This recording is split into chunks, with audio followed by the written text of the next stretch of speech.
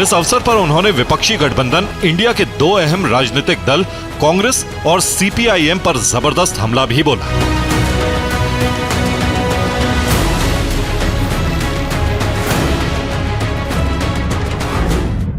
Communist अब कांग्रेस की पिछली सरकारों को घोटालों का जिम्मेदार बता रहे हैं।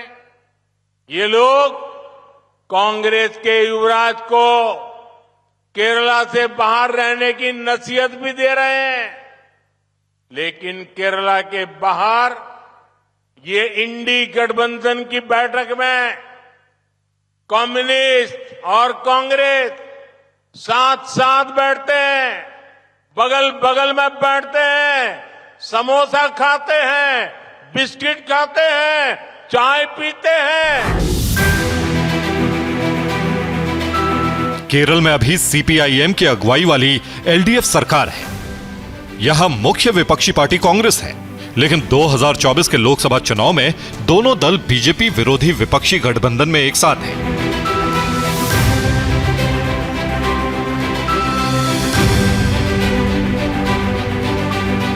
केरल की वायनाड सीट से राहुल गांधी सांसद हैं। 2024 में वो इस सीट से लड़ेंगे या कहीं और से, ये अभी तय नहीं है। लेकिन विपक्षी गठबंधन इंडिया में कांग्रेस की सहयोगी सीपीआई ने इस सीट से अपने उम्मीदवार का ऐलान कर कांग्रेस के लिए असहज स्थिति पैदा कर दी है। सीपीआई ने वायनाड सीट से पार्टी के महासचिव डी राजा की पत्नी एनी राजा को उम्मीदवार बनाया है। For such a long time, the LDF alliance, under the LDF alliance, CPI is contesting from 4 seats. It's for a long time. One is Wayanad, one is Thrissur, another one is Mavelikara, then the last one is Trivandrum. So this time also the party has announced its candidates for all these 4 constituencies, and Wayanad, my name is there. Party has unanimously decided, and I have agreed on that. Our party is part of LDF. CPI is part of LDF. In our arrangement within LDF, our party gets 4 seats: Thiruvananthapuram, Thrissur, Mavelikara and Wayanad.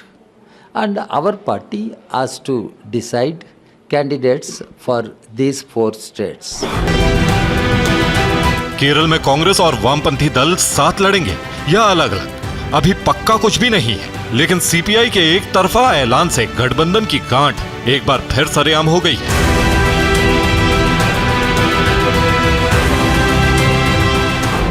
ऐसे में BJP को विपक्षी एकता पर तंज कसने का एक और मौका मिल गया है।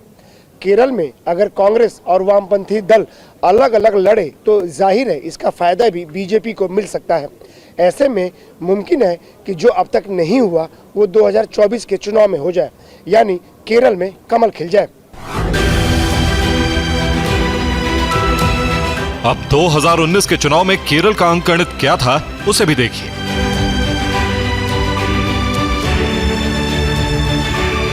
पिछले लोकसभा चुनाव में केरल में कांग्रेस की अगुवाई वाले 4 राजनीतिक दलों के गठबंधन यूडीएफ को 47% वोट मिले और 20 में से 19 सीटें मिली थी। तो सीपीआईएम की अगुवाई वाली 4 राजनीतिक दलों के गठबंधन एलडीएफ को 34% वोट और सिर्फ 1 सीट मिली, जबकि बीजेपी की अगुवाई वाले 2 राजनीतिक दलों के गठबंधन एनडीए को 15% वोट तो मिले, लेकिन सीट एक भी नहीं मिली।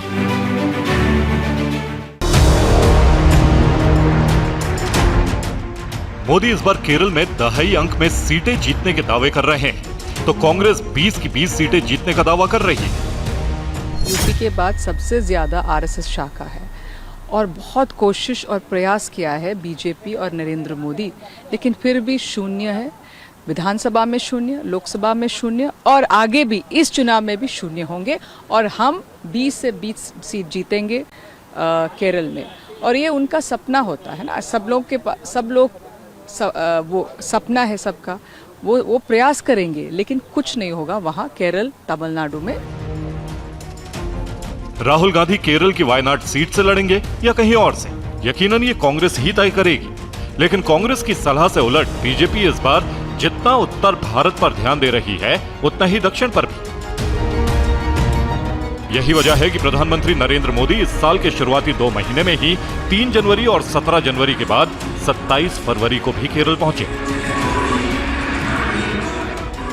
केरल के बाद प्रधानमंत्री की दक्षिण यात्रा का दूसरा पड़ाव तमिलनाडु रहा, जहां उन्होंने बीजेपी के प्रदेश अध्यक्ष के अन्नामलाई की पदयात्रा पूरी होने पर तिरुपुरम के पल्लदम पहुंचे। बीजेपी को तमिलनाडु से भी बड़ी उम्मीद है। वैसे 2019 में 39 में से एक भी सीट पर बीजेपी को जीत नहीं मिली थी, लेकिन अब की बार प्रधानमंत्री नरेंद्र मोदी के कोशिशों के करिश्मे से बीजेपी को यहां उम्मीद है। वैसे गठबंधन के लिहाज से ठीक चुनाव से पहले AIADMK के अलग हो जाने से बीजेपी को झटका भी लग चुका है। लेकिन इस झटके को दरकिनार कर बीजेपी अपने और दूसरे छोटे सहयोगियों के भूते तमिलनाडु में सत्ताधारी DMK कांग्रेस गठबंधन को पटखनी देने की तैयारी में जुटी।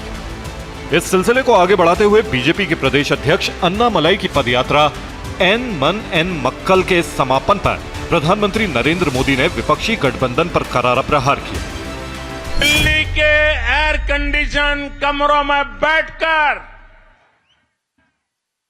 देश को टुकड़ों में देखने की कोशिश करते हैं, देश को टुकड़ों में बांटने की कोशिश करते हैं। वो जरा आकर के देख ले, तमिलनाडु हिंदुस्तान का भाग्य बनाने वाला ये राज्य आज आपकी आंखों के सामने है। मोदी 2024 में तमिलनाडु में ज्यादा से ज्यादा सीट बीजेपी के खाते में करने की कोशिश में शिद्दत से जुटे हैं।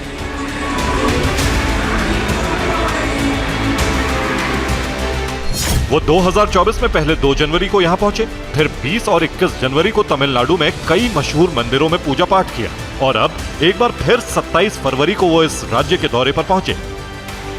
मकसद साफ है, पूरे देश में अगर बीजेपी को 370 और एनडीए को 400 पार जाना है तो तमिलनाडु में ज्यादा से ज्यादा सीटों पर कमल खिलाना होगा।